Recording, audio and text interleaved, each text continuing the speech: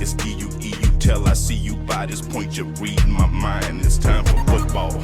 We about to keep this thing moving. I'm about it, you're with it, let's do it. We gon' make this thing official, you heard me? If you're the best, then let's prove it. The goal is set to have a team become a unit, man.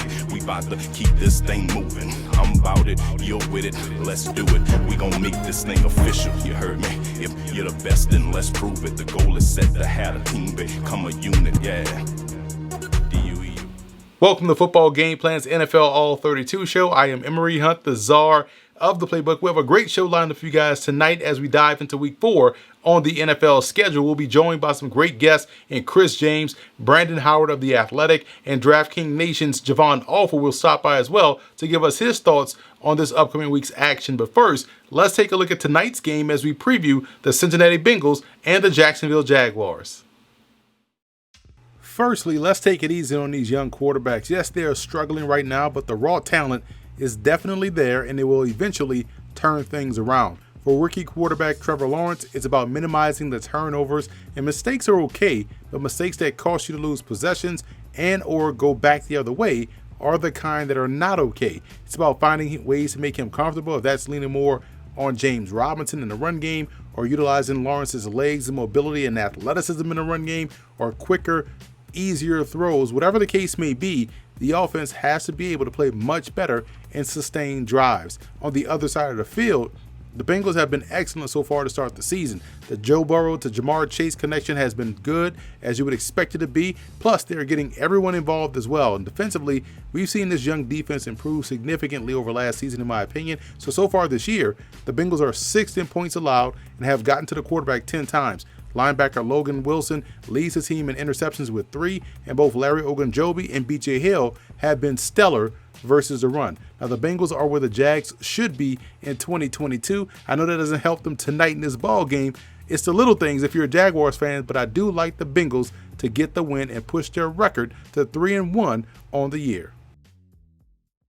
And we're now joined with Chris James, host of Chopping It Up with CJ podcast. Follow him on social media at CFlorida9. Subscribe to his Spotify and also SoundCloud. That's where you can find, anywhere you can find your podcast or get your podcast. Chopping Up with CJ is the podcast you want to listen to. It has 3 awesome podcasts to check out. So CJ, jumping right into it. Washington travels to Atlanta to take on the Falcons. Which team is going to get off the mat first, in your opinion? You know, it's a very interesting season for Atlanta. Everyone has actually said negatives about them. And since week 1, I've actually seen a fairly competitive team considering the amount of talent they have. Out of these 2 teams, one should be better than they are. That's the football team.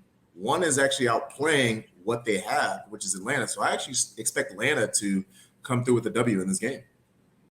Should be interesting because Atlanta has pieces on paper and on both sides of the ball. So I agree with you there. I feel like Atlanta has a great chance to get their win here against Washington. Next, we have Houston traveling to Buffalo to take on the Bills.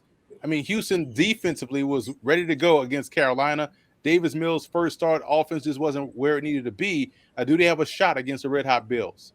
Now, I'll give some credit to Davis Mills. He actually looked more comfortable than I saw on film in college against a very terrifying front 7, to be honest, against the Panthers. But this is just a terrible matchup across the board. Eventually, a team will give up if they don't have the chance to win on offense. That defense played well enough against the Panthers, but against Buffalo, they couldn't match up even with Tyrod, let alone Davis Mills. This might get ugly, and that 16 to 16.5 point spread could get destroyed at about 21 to 24. And we're going to talk about this game coming up next because I think it ties directly into the great stuff you did today on your Chopping It Up with CJ podcast that's out right now. Go subscribe to it on Spotify and anywhere you can get your podcast. Talking about quarterbacks and not affording them the opportunity to go through the ups and downs. And Justin Fields may get the start here against the Detroit Lions. Which you take on Justin Fields and whether or not this Bears team has a shot against a pesky Lions team that should have won last week against Baltimore. You know, even before the season started, I said the Lions would be competitive in most of their games because they trust in that coaching staff and they're going to try hard. That situation in Chicago is toxic right now, so I don't trust it. And in a game where Chicago is the more talented team and should win because they have the better quarterback, I like Detroit. simply because they seem like they actually want to play ball together. And whatever's going on in Chicago seems like a situation that no one wants to be involved in. Yeah, it's interesting because you watch Detroit play, and it's like watching the Bad News Bears. It's like watching the Ravens play. They quietly play like the same team out there, just a ragtag bunch of guys just trying to find ways to make plays. And that's why the game was so entertaining. So I agree with you there. I do like the Lions in this one. I'm not sure what's going on with that Bears offense and that Bears team right now as a whole. And this is probably the best game of the early slate on Sunday, and that's Dallas taking on Carolina, two teams that are coming in playing great offensively. What's your take on this one? I'm actually going to say this and get it over with. Everyone's talking about Carolina, how well they're playing, and I even heard someone who's a former NFL player say that Sam Darnold's an MVP candidate, which I think is okay. Let's get this out of the way. Carolina got the chance to play against a Jets team that, outside of the 14 points they gave up to them, has scored 6 total points over the next 2 games. Let's go to the next one. Basically, you and I were coaching for the Saints on the offensive staff when they played against Carolina in Charlotte. And then that last game, they got to play Davis Mills. And to be honest, let's move forward. So Carolina is not that impressive to me compared to what Dallas did. They went on the road to start the season against the Super Bowl champions and almost won. They went on the road to Los Angeles and beat the Chargers. And then they just destroyed an Eagles team that played really well against San Francisco and blew out Atlanta. So who do I think is going to win this one? I think Dallas dump trucks the Panthers this week. And I don't think this game is going to be close. Chris James calling for the reality check for the Carolina Panthers. I like it. I agree with you. That Dallas offense is on fire. They have legitimate threats, including the quarterback, at every level of the field on all positions. So follow him on Twitter at CJFlorida9. Remember to subscribe to Chopping It Up with CJ, the podcast, Spotify, wherever you can get your podcast from. We'll take a quick break and be back with more Football Game Plan's NFL All-32 show here on the Game Plus Network. And we're now joined with Brandon Howard of The Athletic. Follow him on Twitter at bhoward_81. Does a great job covering football at all levels.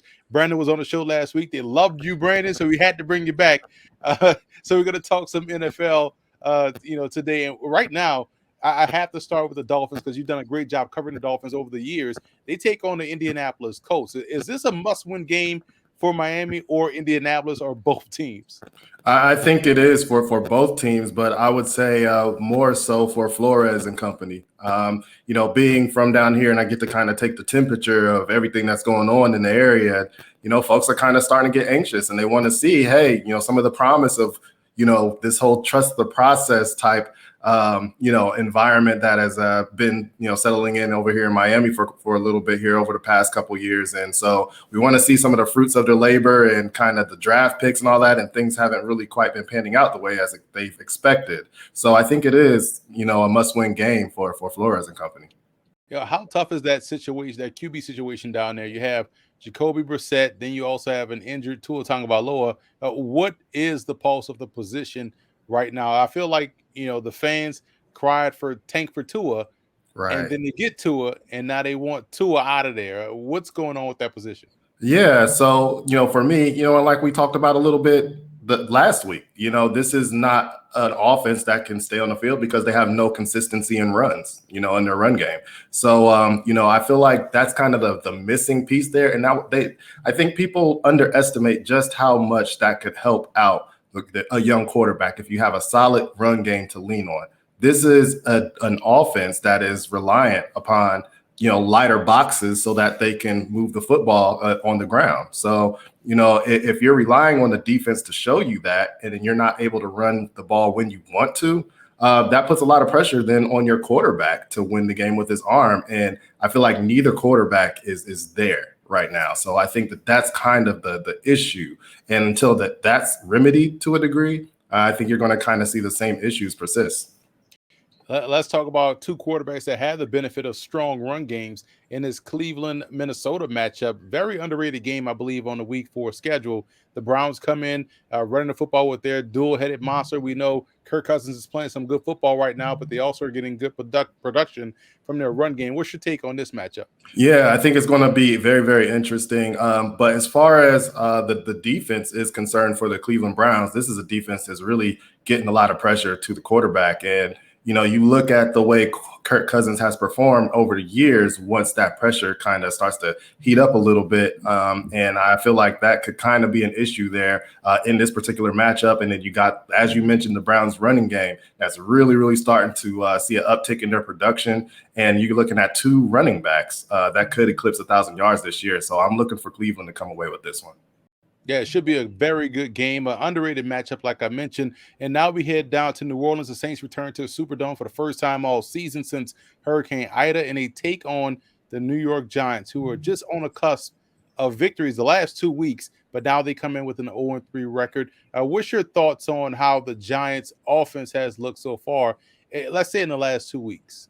Yeah, you're seeing an offense that, they're able to move the ball when they utilize Daniel Jones the way I feel like he should be utilized. And, right now he's a better athlete than a quarterback, and you get down into the red zone and you start making these questionable decisions with the football in your hand. So I think they need to kind of rely on his legs and allow him to just be that athlete for right now and until that mental part of the game starts to click for him. And then you can kind of make him that drop back passer that they would like for him to become in time. But he's not that right now.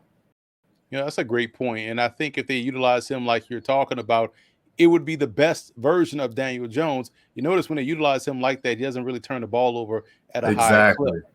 And on the flip side, you have Jameis Winston, 2 touchdowns, no interceptions, no fumbles, but yet it was quiet nationally. What's your thought on Jameis Winston and how he's playing right now? I think he's playing really good football. Outside of the one game where they dropped, but they had a lot of players out. They had coaching staff out. So a lot of the people that could be in his ear, kind of telling them what adjustments to make and trying to help him out, they weren't there in that particular game.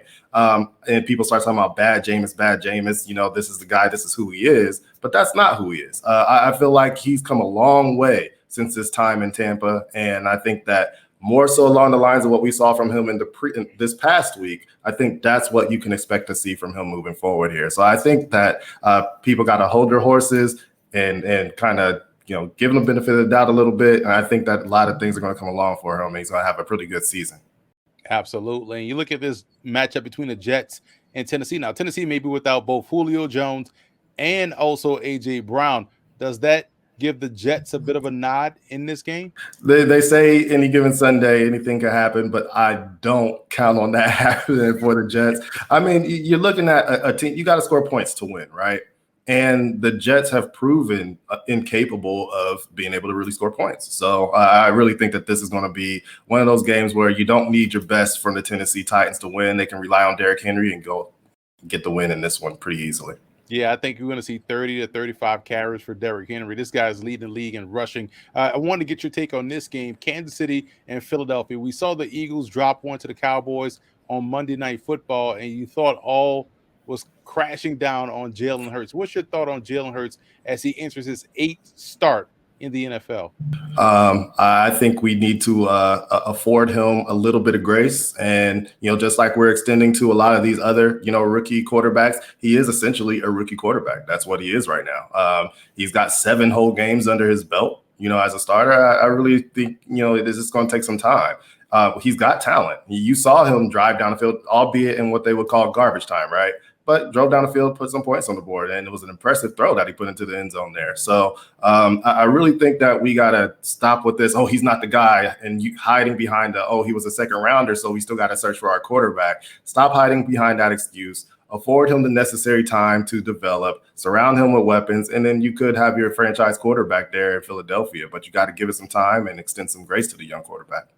Yeah, if he can pull off the upset here against Kansas City, goes a long way in helping solidify his chances to stay there at least for 1 week before they, jump back off the bandwagon. Again, if he throw a couple incompletions. Last game we're going to talk about is a big one. You have Arizona taking on the Rams. Some people think the Rams are the number one team in the NFL right now. The Cardinals quietly sit atop the NFC West. I'm sorry.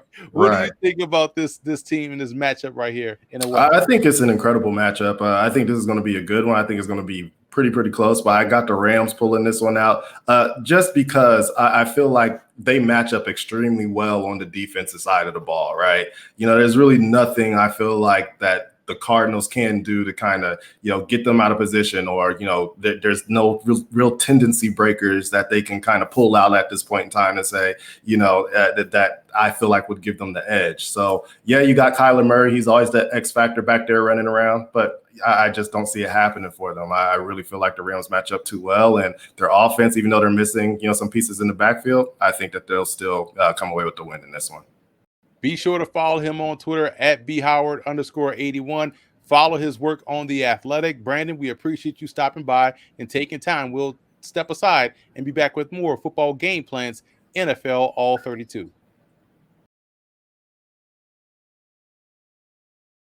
And welcome back to Football Game Plans NFL All-32 show. Emery Hunt, the czar of the playbook.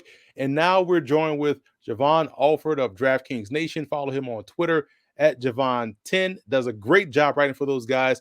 Excellent football mind. You see him covering NFL, college football. He's at the pro days. He knows a lot, which is why I wanted to bring him on. And as we move on to now the later games on the week 3 schedule, I believe. Week 3, and there's so much going on. Week 3. And so we have the 4 o'clock window and the primetime games, Javon. And I wanted to start with San Francisco playing host to Seattle. Normally, this was the marquee game of the day, but kind of is now back behind the curtains a little bit. It's not as glamorous as it was back in 2012 and in those days. But what are your thoughts on this game and this matchup as both teams are trying to fight their way up the NFC West standings? Yeah, for sure. Thanks again for having me on. I really appreciate it. And like you said, like years ago, we're talking when it was like the Legion of Boom and, you had Kaepernick still playing for the Niners. Like I said, this was like the marquee game. Like nobody was missing, Niners Seahawks, because it was just, you didn't know what was going to happen. Like there was, Crabtree. It was just so many storylines. Now it's kind of falling by wayside, but just a little bit. But this game is very important, especially for the Seattle Seahawks. They lost. They lost last week to the Minnesota Vikings 30-17.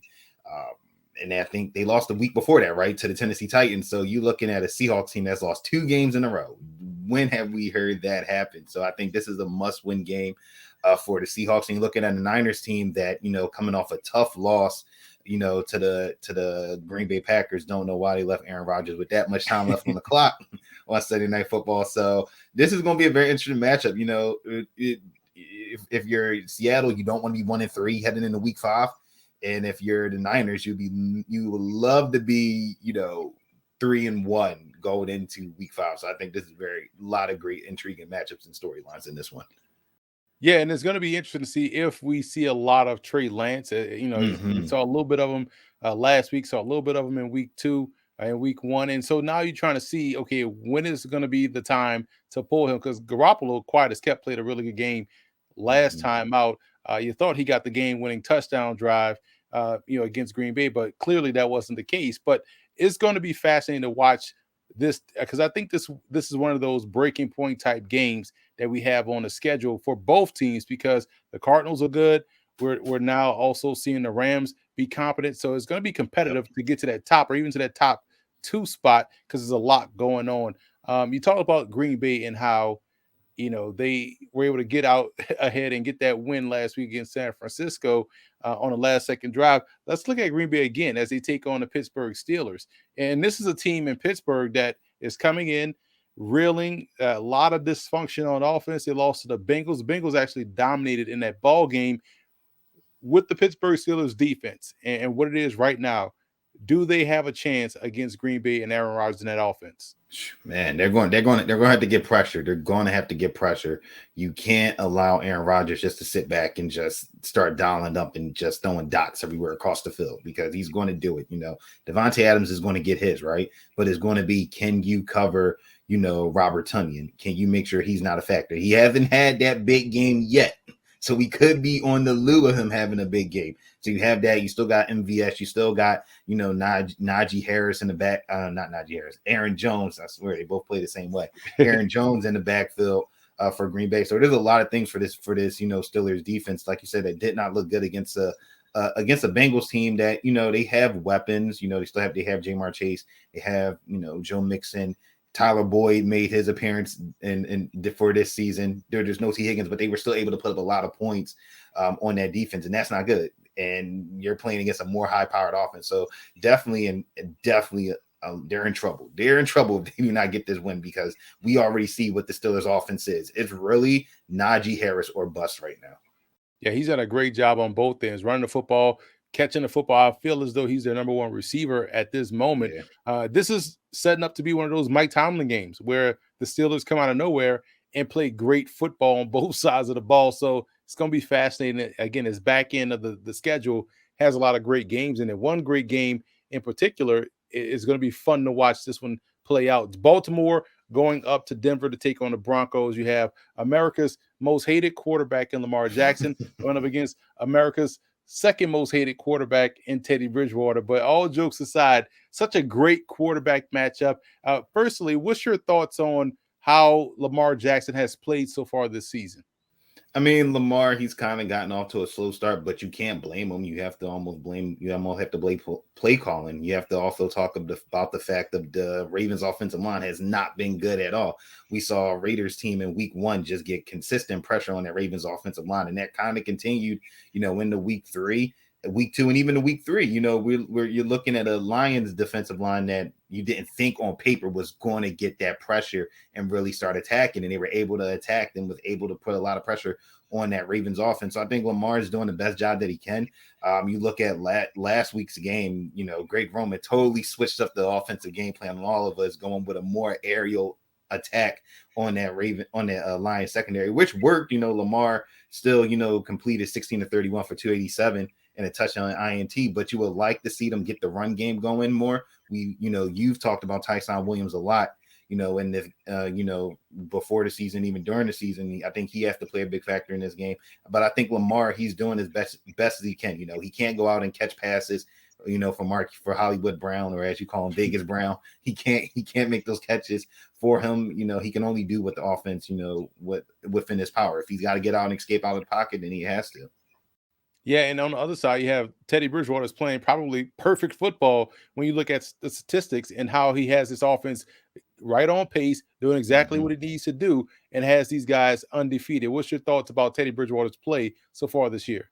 Oh, Bridgewater, I think he's been fantastic. Like you said, he's America's second hated quarterback because he doesn't do anything flashy, right? He's just he just gets the job done. He keeps the ball moving. He keeps the offense moving up the field. It's the same thing that we saw with him in Carolina last year. He was doing the same thing in Carolina with the weapons that they had. It was just that Carolina lost a lot of close games that they shouldn't have lost. This season, he's doing what he's supposed to do. A lot of people would criticize Bridgewater if, he was playing bad against the Giants, the Jaguars, and in the Jets, but he's gone out and he's dominated. He's played well. I mean, he's completing 76.8 of his passes. That's just insane. So he's doing what he's supposed to do against the bad teams, and people still don't want to recognize, but you got to give him credit for the way he's played. He's not turning over the ball, which, quarterbacks for some reason are getting criticized for not turning the ball over. He's not doing that, and he's playing well for an offense that lost Jerry Jeudy early. Now they don't have KJ Hamler, but he's using the tight ends well. He's getting Cortland Sutton involved. He's getting Tim Patrick involved, and then the running backs are helping them out a ton in the passing game. I mean, we're seeing the Melvin Gordon resurgence right now in Denver, and a lot of us probably didn't think that with them having Javonte Williams. So I think overall he's doing what Vic Fangio wants him to do with his offense. Just keep it moving. Don't turn over the ball. Put the offense in great position to succeed, and they're succeeding so far. Well, I mean, you said it all, man, and you did a great job breaking down these couple of games right here. And we'll step aside for one quick break and be back with more Football Game Plans, NFL All-32 show. Javon, thank you for taking time. Follow him on Twitter at Javon10. That's Javon Alford, DraftKings Nation. So we'll keep it locked here, but we'll step aside for a quick second.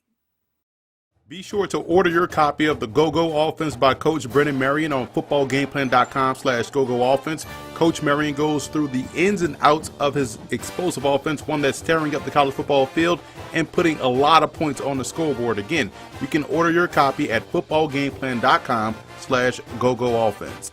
So that's it for this edition of Football Game Plan's NFL All-32 show. I am Emery Hunt, the czar of the playbook. Be sure to follow me on all of my social media accounts. Subscribe to the YouTube channel at youtube.com/footballgameplan.